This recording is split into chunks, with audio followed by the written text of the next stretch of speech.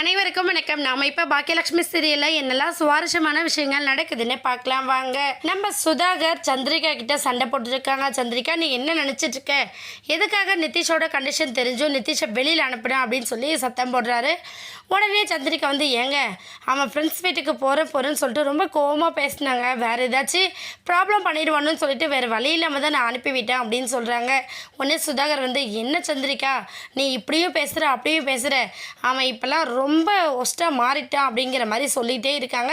கரெக்டாக அந்த டைமில் நம்ம நிதிஷ் வராரு. நிதிஷ் வந்து தன்னை மாரி ட்ரங்க் யூஸ் பண்ணிவிட்டு வந்திருக்காரு. வந்தவர் என்ன பண்ணுறாங்க சுதாகர்னு பார்த்தீங்கன்னா, நிற்க வச்சு கேள்வி மேலே கேள்வி கேட்குறாங்க. ஏன்டா இப்படி பண்ணிகிட்ருக்க?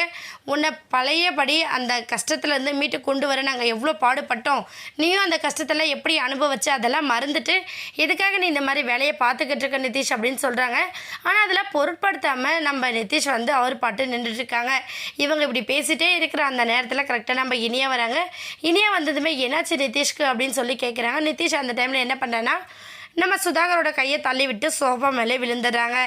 உடனே நம்ம சுதாகர் என்ன பண்ணனா, இந்த விஷயம் இனியாவுக்கு தெரியக்கூடாது, தெரியாமல் நம்ம தான் மெயின்டைன் பண்ணணும் அப்படிங்கிற மாதிரி பக்கவாக என்னென்னவோ மேக்கப் பண்ணி பார்க்குறாரு. ஆனால் அது எதுவுமே நம்ம இனியா கிட்ட செல்லுபடி ஆகிறதில்ல. ஏன்னா நிதிஷ் இன்னைக்கு ஒரு நாள் எங்கள் ரூமில் தூங்கட்டுமா அப்படின்னு சொல்லிட்டு நம்ம சுதாகர் நிதிஷை தூக்க, உடனே இனியா வந்து, ஒரு நிமிஷம் இருங்க அங்கிள், என்னாச்சு, நிதிஷ்க்கு என்ன ப்ராப்ளம் சொல்லுங்க அப்படின்னு சொல்லி கேட்குறாங்க. கேட்டது மட்டும் இல்லாமல், ஒன்றும் இல்லை நீ இங்கே இருமா, நான் நிதிஷை உள்ளே விட்டு வரேன் அப்படின்னு சொல்லிட்டு நம்ம சந்திரிகாவும் சுதாகரும் நிதிஷை உள்ளே கூட்டிகிட்டு போய் படுக்க வச்சுட்டு வந்துடுறாங்க.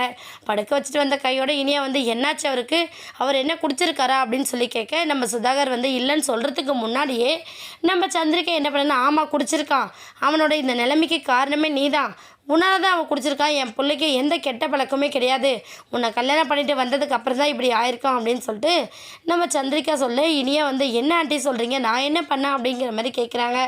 ஆனால் நம்ம சந்திரிகா என்ன பண்ணானா, இதுதான் சமயம் இனியாவை பழிவாங்கன்னு சொல்லிட்டு, உன்னை கல்யாணம் பண்ணிக்கிட்டதுனால என்ன பிரச்சனைன்னு கேட்குறேன், நீ யாராச்சும் தான் கல்யாணம் ஆனதுக்கப்புறம் தான் காதலனோட பேசிகிட்டு இருக்கான் அப்படிங்கிற விஷயம் புருஷனுக்கு தெரிஞ்சு அமைதியாக இருப்பான், அதனால தான் என் பிள்ளை நிதிஷ் இப்படி இருக்கான் அப்படின்னு சொல்கிறாங்க.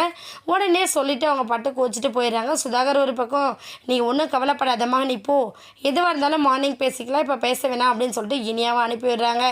இனியா வந்து ரொம்ப ஃபீல் பண்ணிகிட்டே இருக்காங்க. ஏன்டா இங்கே வந்தோம் அப்படிங்கிற மாதிரி. என்னாக போகுதுன்னு வெயிட் பண்ணி பார்க்கலாம். இந்த வீடியோ உங்களுக்கு பிடிச்சிருந்தா மறக்காமல் நம்ம சேனலை சப்ஸ்கிரைப் பண்ணுங்கள். தேங்க்யூ.